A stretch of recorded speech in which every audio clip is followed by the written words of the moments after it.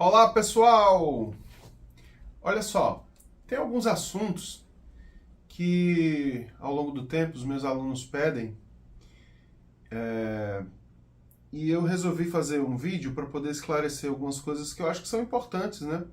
E são bem comuns que o pessoal pede, né? Então, tem um assunto que seria como você moldar os seus solos preferidos, né? Então, eu escolhi aqui um solo que aparentemente parece ser simples, mas eu acho que também não tem nada simples, até quando você chega ao ponto de conseguir tocar técnicas de guitarra que realmente deixam o seu solo bem moldado, bem feito, bem afinado, interpretado. Tem a questão rítmica também, que é bem importante. Às vezes o guitarrista até toca bem, mas tem uma rítmica que deixa a desejar. Então são vários pontos que esse assunto pede que a gente, como é que eu posso dizer, interprete bem, né? Certo? Então, vamos lá.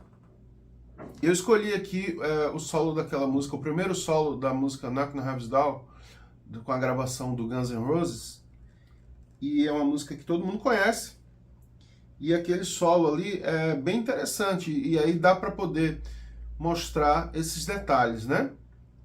Então, por exemplo, vamos falar de algumas técnicas aqui que eu vejo nesse solo. Um slide, bend, vibrato, ligadura. Então, essas quatro técnicas, né? Slide, vamos lá. Ascendente, descendente,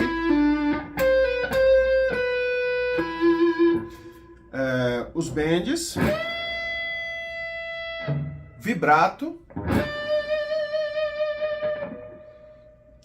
e a ligadura, né? Ligadura, bend, vibrato.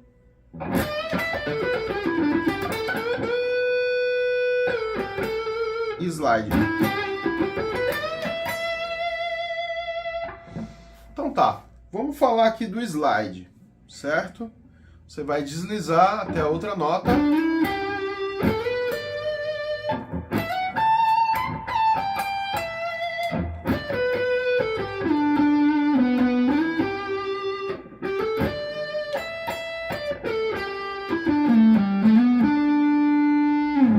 O slide é interessante porque você pode sair de um desenho para o outro, né?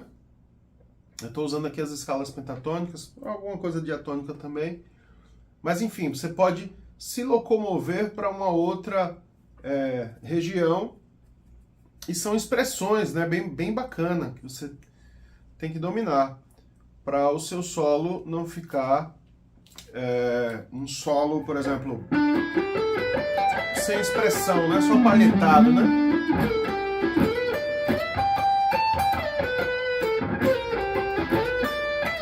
Então, você pode usar esse recurso e vai treinar bastante. Como é que você pode treinar? Ó? Ascendente, descendente,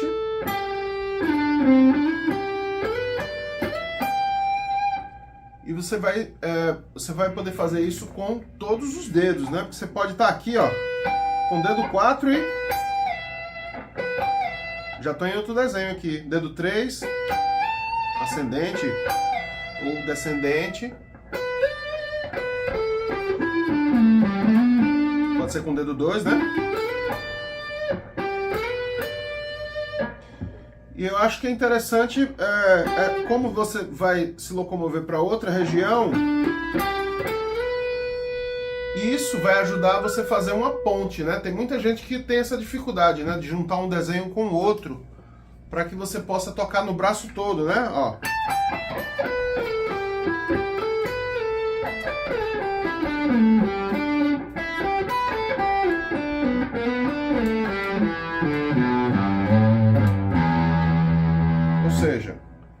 vai andando os desenhos. Então, beleza, slide. Você tem a ligadura. A ligadura, você vai, o nome já diz, né? Você vai ligar de uma nota para outra usando uma palhetada só. Então, essa foi descendente, ó. Ré, Si. Pode ser ascendente, você vai martelar. Agora, a ligadura, essa descendente, por exemplo, você não vai apenas tirar o dedo, você vai palhetar e dar uma puxada para que a outra nota receba essa vibração da corda. Então você pode fazer também uma palhetada só, várias. Né? E aí tem uns exercícios, né, para você ir pegando o jeito disso.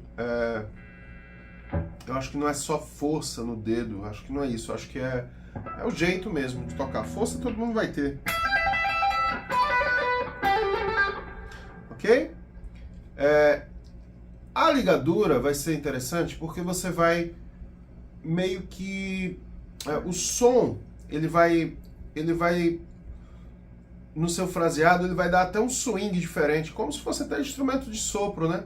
Que no sopro você... Aqui a gente palhetando tudo, né? Por exemplo,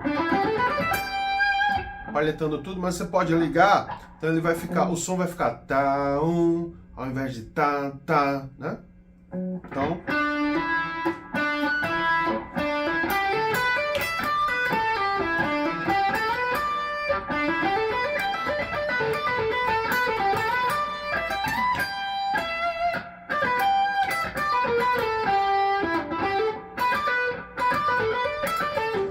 Certo, quando você for montar suas frases, a ligadura pode ter até, ó, 3 dedos, né?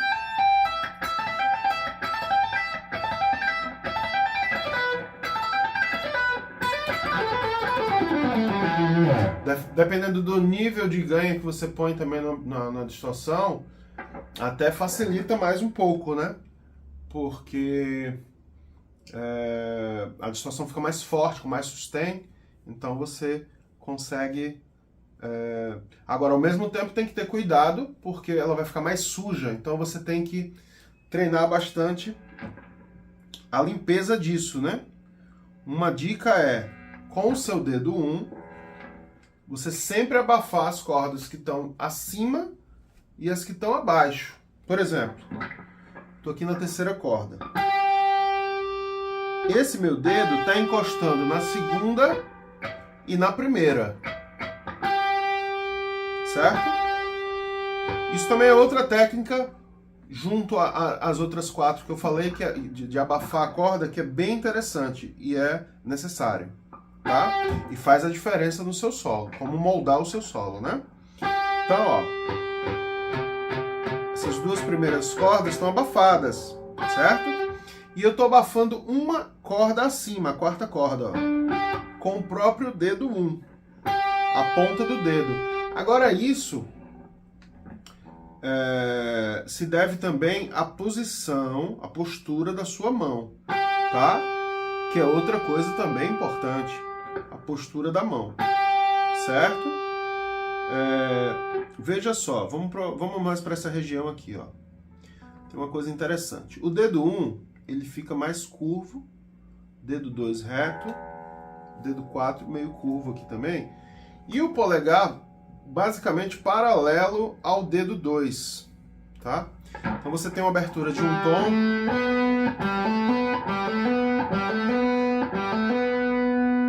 certo? Essa questão do polegar vir mais para baixo aqui, ó, no braço, ela facilita a sua abertura, tá? Quando o guitarrista não tem essa colocação de polegar aqui, ele sofre um pouquinho mais para poder ter abertura, né? Vamos supor que o cara toca aqui, ó, com o polegar aqui em cima, que é super legal também.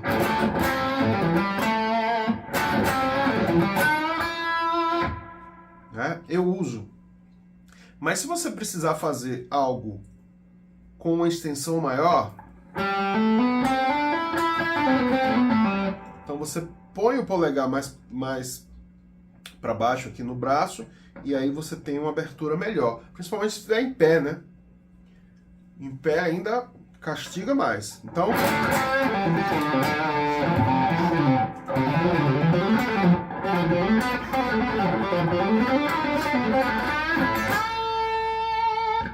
tem coisas que é legal, você põe o polegar aqui. Eu observo assim que essa pegada de polegar é uma pegada da época do Hendrix, né? Até que ele fazia os acordes aqui, né? Com o polegar, e até hoje todo mundo faz. Né?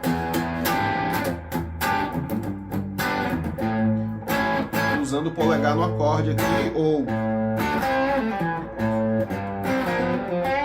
ele serve aqui para utilizar, mas a guitarra foi se modernizando e os guitarristas foram procurando ser mais técnicos e essa abertura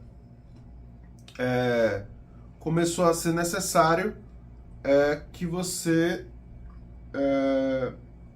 mudasse a posição do polegar, né, para poder ter essa técnica mais aberta, tá? Que eu acho até legal de fazer essas ligaduras com um drive um pouco mais forte, que tá mediano. Tá, então tem essa questão de você abafar as cordas, e aí o que acontece? Abafando as cordas, você já elimina notas indesejadas, e automaticamente tudo já começa a ficar melhor, né?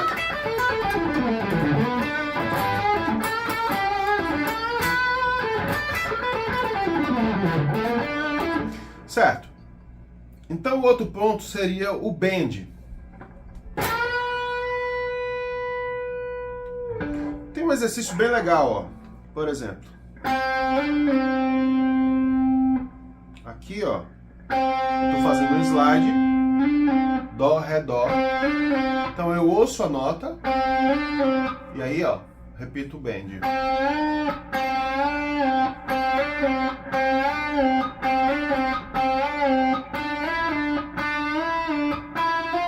Esse de meio tom, ó, tem que ter cuidado, porque você não precisa subir tanto, né?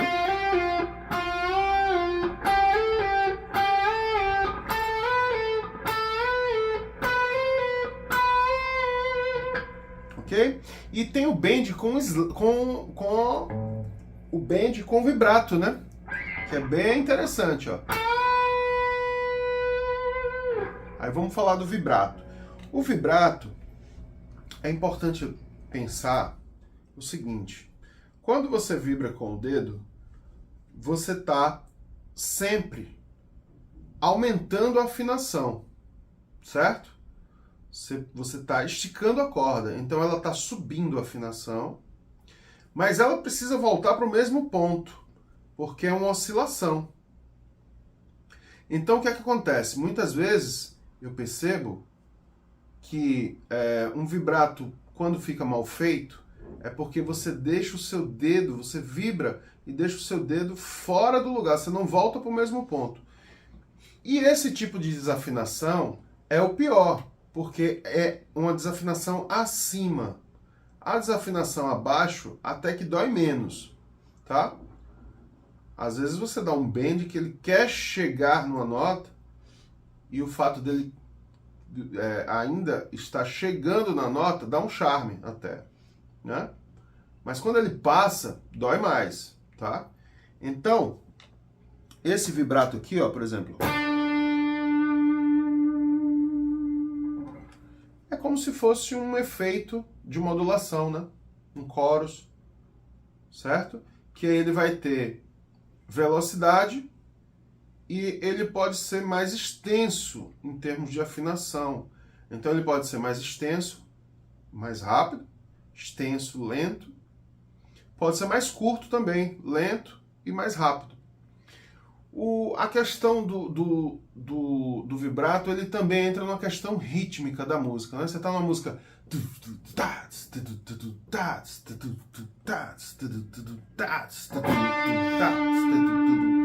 Então, tem uma rítmica também. Quando a gente usa um pedal de modulação, que ele tem aquele ritmo que às vezes está incomodando, né, a modulação na música. Então é a questão rítmica também, tá? E o bend com o vibrato já tem uma interpretação diferente. Por quê? Porque você está dando um bend onde está chegando, onde você chega na nota. Só que aí a corda agora ela está fazendo força para baixo. Então você vai ter que descer e voltar para o mesmo ponto, né? Ó, vamos ver.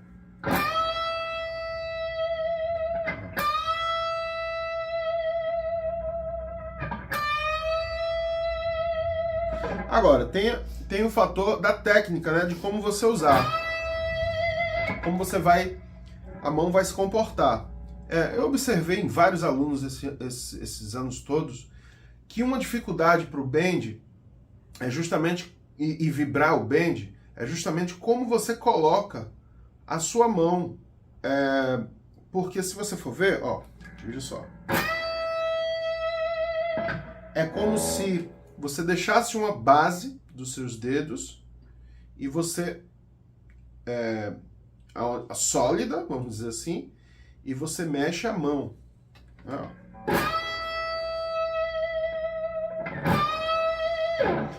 Eu percebo dificuldade em quem mexe o dedo, né?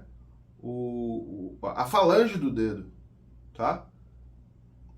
Você não consegue ter o controle. Então, quando você tem uma base e você mexe a mão, você consegue ter um equilíbrio.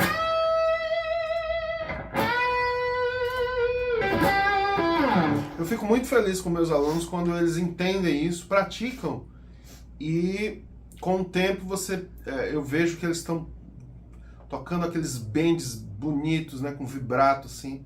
Isso é muito legal, gratificante. Então, e isso dá certo, tá? Tá, então, a gente falou de algumas coisas aqui, que quando você vai moldar o seu solo,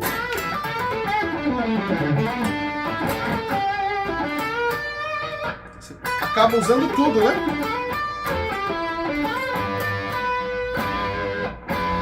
Duas notas podem vibrar também.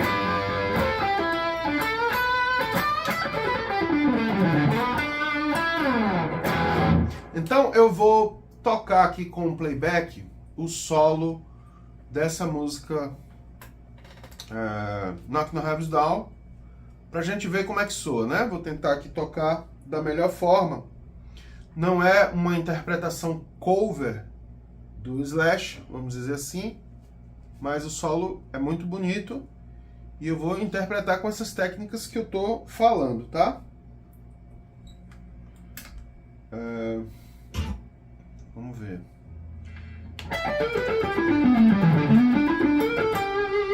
Vou usar um som mais grave aqui, mais cheinho.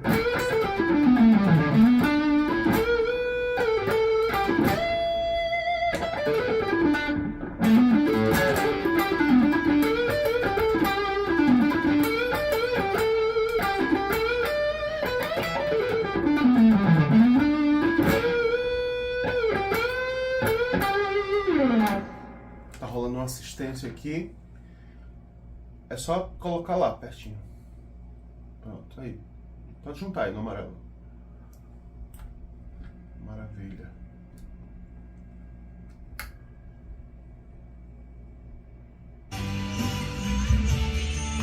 Vamos ver.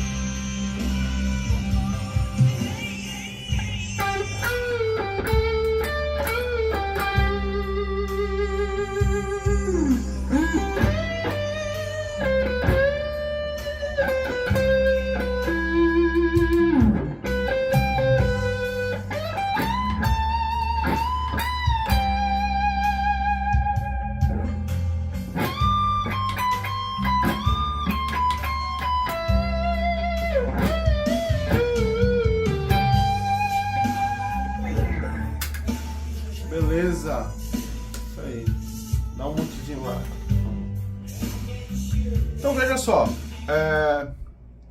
é um solo simples, porém, se você deixa ele moldado, você consegue ter um resultado bacana, tá? Com esses elementos que eu falei. Vamos falar aí de um outro ponto. Qual é o outro ponto, Eka? Nós temos aí? Guitarra que foi usada na gravação versus outras possibilidades de guitarras. Ah, tá. O Slash, por exemplo, vamos falar dele, né? Que ele gravou esse solo aí. Ele usou uma Les Paul, né? Creio eu que é a guitarra inseparável dele. Mas vamos supor que você não tem uma Les Paul. Ah, não vou conseguir fazer o solo. Até um dia desse foi engraçado, porque eu postei um vídeo tocando uma música do Pink Floyd e eu tava de Les Paul. E o cara fez um comentário. Pink Floyd de Les Paul? Num solo, acho que foi The Wall. Mas, se eu não me engano, tem no YouTube o próprio Dave Gilmour falando que gravou isso com uma Les Paul. Uma Les Paul com P90, né? Acho que uma Les Paul 59, parece, com P90. Agora a gente vai falar um pouquinho mais sobre guitarra, né? Então, assim, acho que você pode tocar e ter personalidade com qualquer guitarra, independente de... Isso é uma dúvida muito comum. Ah, poxa, para eu tocar Guns N' Roses... Claro que você vai ficar mais próximo, né? Se for um cover mesmo, é legal você tocar com a mesma configuração. Mas, não tenho a guitarra, né? Eu não tenho essa guitarra. Até porque a gente gosta de tocar um monte de coisa aí, você vai ter que ter muita guitarra, né? Para poder atender exatamente o que você vai tocar. Então eu tenho uma guitarra, vou me virar com ela e vou tocar de tudo. Aí você pode fazer esse solo com outra guitarra? Pode, né? Eu acho que ele gravou esse solo com o captador do braço, né? Mas se quisesse fazer esse solo com um captador mais agudo, a diferença...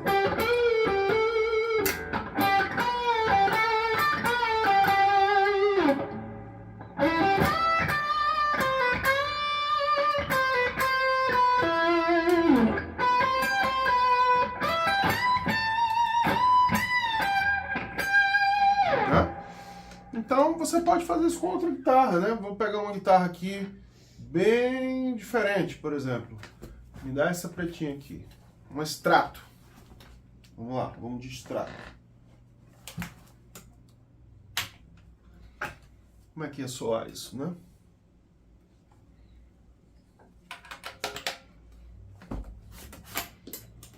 Sempre afinar, né?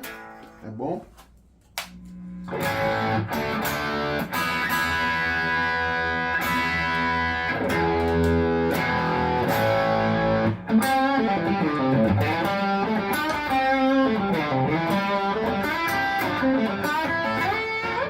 Então, captador single já tem um ruídozinho a mais, né?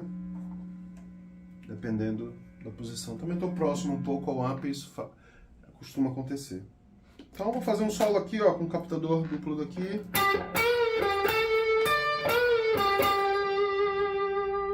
Tem menos sustain, né? Mais magro um pouco.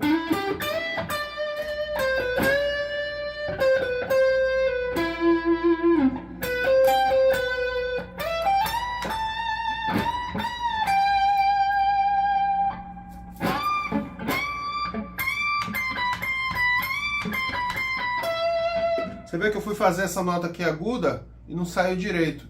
Aí já é um toque bacana. Porque, por exemplo, melhor você estar bem acostumado com a guitarra, mesmo que seja diferente, mas você está acostumado. Nunca mais toquei com essa guitarra. Então, ó.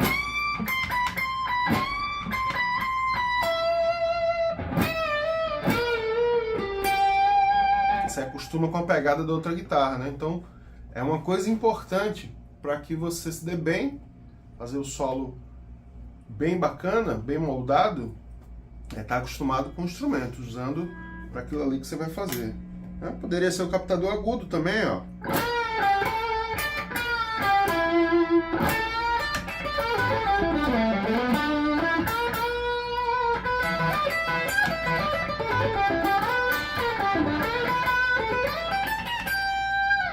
Então, basicamente, eu acho assim que essas duas guitarras têm uma diferença grande justamente pela questão do captador já. De ser um humbucker, um single, isso já vai diferenciar bastante. Então, relaxa. E toca com a guitarra que tiver na mão. Importante é que saia bem feito, né? O solo bem moldadozinho. Não, acho que não. Qual outro ponto importante que a gente separou, que o pessoal sempre fala? Qual é o amplificador adequado? Então, para essa música, e o Slash, pelo menos até onde eu sei, ele usa amplificador Marshall, né? Que é um amplificador que basicamente começou com isso tudo, né? Marshall Plex, os drives do Marshall. Eu, quando descobri isso aí, fiquei maluco, com timbre muito bom, né? Eu acho que foi o timbre de rock que eu mais me dei bem até hoje. Mas essa questão do amplificador, eu acho que até talvez seja mais importante do que a guitarra. Porque você viu que eu mudei aqui de guitarra, claro que é diferente, mas o timbre, né?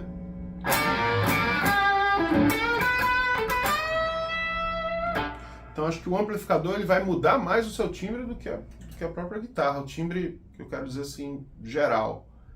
Mas as nuances da guitarra, claro que elas vão ser diferentes. Então, por exemplo, eu estou usando aqui um JCM 2000, estou ligado direto nele. Tá? Mostra ele aí no vídeo. Com o drive do amplificador, tem um reverbzinho de mola dele aqui. E o drive está um pouco mais que meio-dia, né? Então o drive poderia aumentar para ter mais sustain. Certo? Que também, ó, eu tô até com ele aqui. Que também você pode fazer isso, né? Com um pedal mais usado, acho que o Tube Screamer TS9, para dar um ganho aqui quando você precisa na hora do solo. Eu faço até isso. Mas pode ser um overdrive desses, o amarelinho, né? Ou alguns outros. Tem um pedal também que eu costumo usar muito para booster, que é o Soul Driving da Zotic, o Soul Driving AH. Que também é muito legal. Mas o tradicional é o Tube Screamer sem erros. Porque tem alguns que embolam o som, principalmente nas notas graves.